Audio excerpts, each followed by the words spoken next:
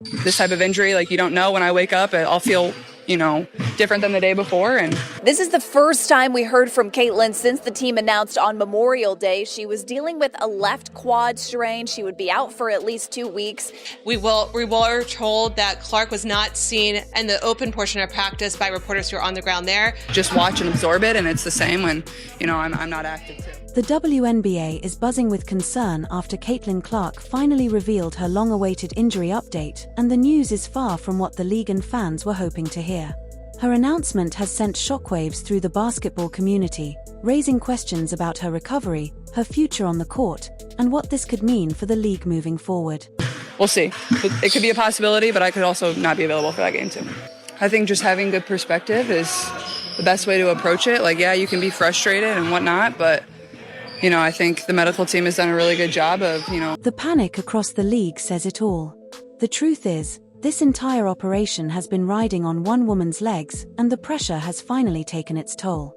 After being pushed beyond her limits, she can no longer step on the court, leaving the WNBA without its brightest star and its most powerful ticket to filling those empty arenas. Yeah, I'll be reevaluated this weekend, so I'll miss this weekend's game, but after that, it's, day by day and see how I feel and just kind of turn to the medical staff and what they think. So, Caitlin Clark has finally broken her silence, and surprise, she's not making an early comeback. Honestly, was anyone really expecting her to? Night after night, the WNBA allowed her to take a beating on the court as if she were stuck in a street fight. And now, everyone's supposed to act shocked that she isn't rushing her recovery. Please, this was inevitable. I think the medical team has done a really good job of, doing my rehab every single day, staying in a routine, coming in, getting shots up. But more than anything, I think just focusing on being a really good teammate, being there for my teammates, being a voice for them. On May 25th, during a high-stakes showdown against the reigning champions, the New York Liberty, Caitlin Clark went down clutching her left quad. That's not just any player, that's the league's top draw, the face of the franchise, and its most valuable star. Yet somehow, the WNBA treated it like it was no big deal, brushing off the injury as if the future of their biggest attraction wasn't hanging in the balance. What we've been told so far by the team is that this is actually an injury that was separate from the quad tightness issue, as Caitlin Clark described it earlier in the preseason, that she dealt with before. So it's a little bit of an interesting situation given that it was the same leg. On Memorial Day, the Fever finally made it official: Caitlin Clark would be out for a minimum of 2 weeks. Just like that, the entire league looked like it was held together with nothing more than scotch tape, ready to crumble. Clark herself admitted she'll miss this weekend's game and then take it day by day, depending on how she feels. Translation: don't hold your breath.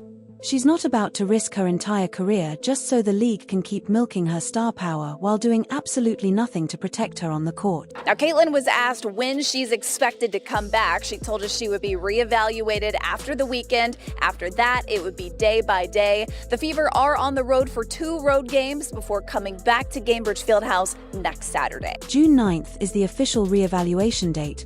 But let's be real, no one's expecting Caitlin Clark to come back like she's starring in some Marvel-style comeback story. She's human, not a marketing machine, and this injury has clearly tested her patience.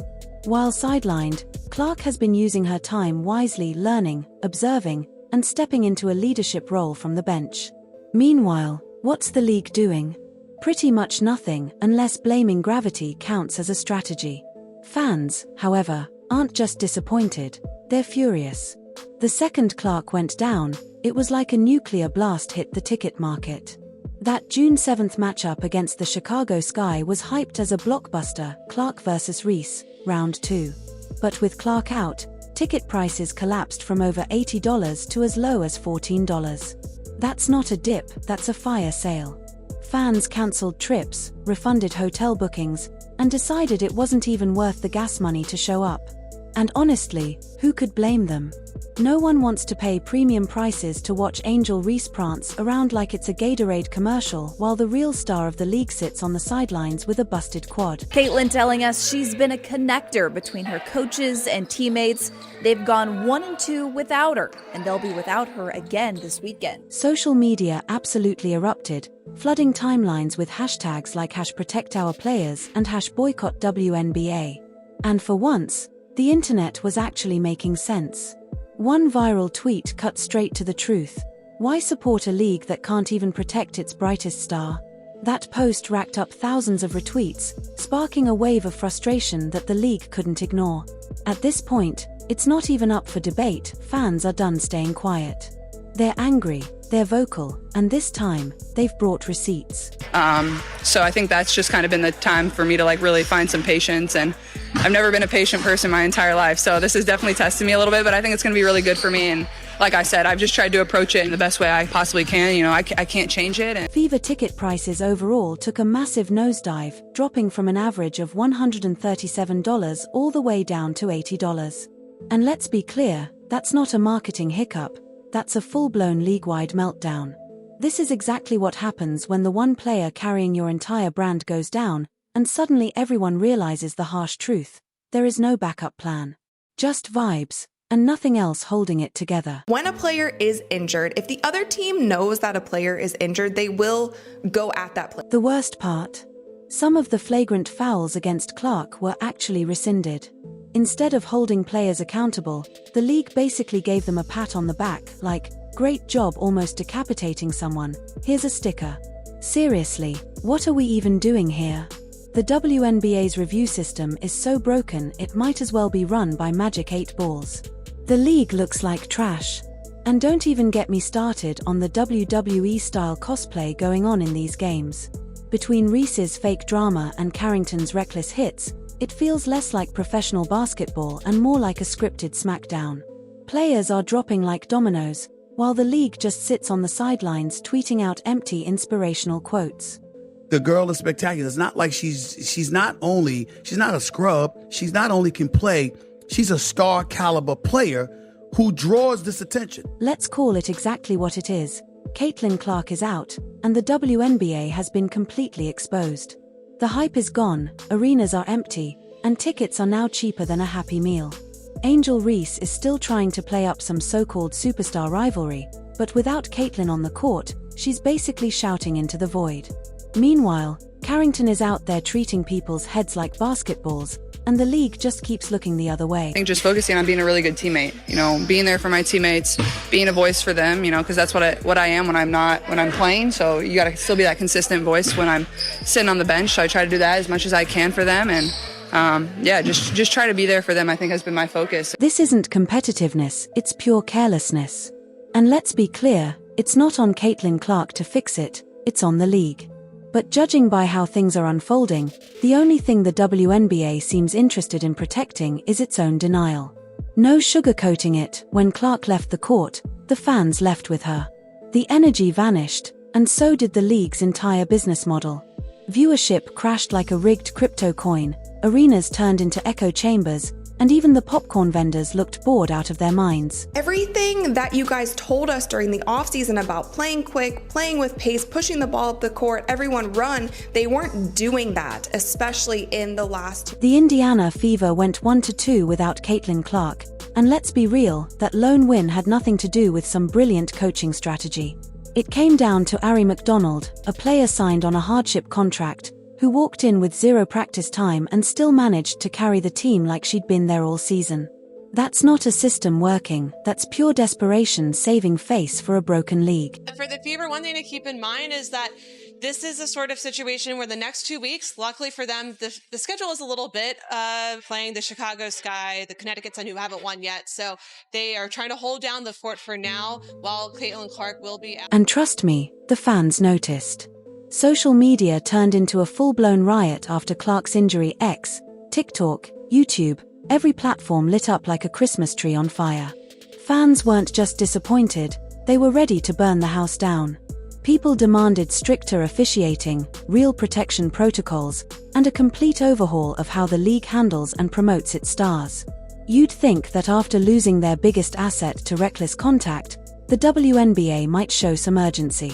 But nope, the league's official stance basically boiled down to, let's just hope nobody asks too many questions. A lot of you were commenting that she was sick. You could hear it in her voice that she was sick. It seems like at this point, this is the reason why we haven't seen Caitlin at 100%. We haven't seen her as quick as we saw her last season. Even Chicago Sky fans, who were practically foaming at the mouth to see Reese finally get the rematch she never stops hyping, started publicly announcing they were refunding their tickets. One fan flat out said, "If Clark isn't playing, it's not worth it." Ouch. Imagine buying a ticket to watch your own team, only to decide it's not even worth showing up because the opposing star is out. That's the Clark effect. And that, right there, is the WNBA's biggest problem. Covers up a lot of stuff when you're in the heat of battle, and after the game I had some pain and then got an MRI, and that kind of gave me the result that I didn't want to see, but those type of things don't lie, so yeah. And let's be real, the phrase "this league is trash without Clark" didn't just trend by accident. Fans were furious, and they had every reason to be. Between the dirty plays, the blown calls, and the WNBA's PR team pulling a full-on disappearing act, it felt like the league hit the mute button on itself the second accountability was needed. I think that it's going to be longer than 2 weeks. With them saying a minimum of 2 weeks, I feel like that's kind of just giving us breadcrumbs, just giving us enough information, and I actually don't think that they're going to give more for the sake of Caitlin. Commentators were calling it out, and fans were flooding social media with clips of body slams being passed off as defense. It was chaos. And the deeper issue: the WNBA has built too many games around too few names. Where's the consistent support for AJA Wilson? Where's the hype machine for Sabrina Ionescu?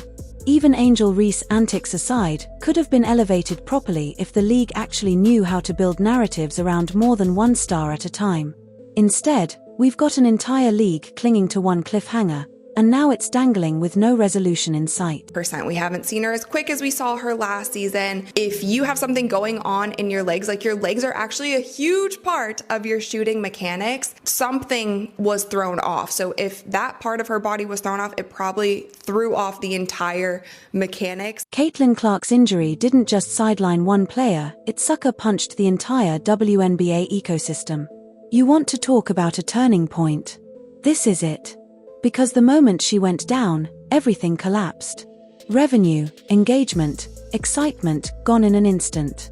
And now the fans want answers. They're not sending cute messages anymore, they're demanding real change.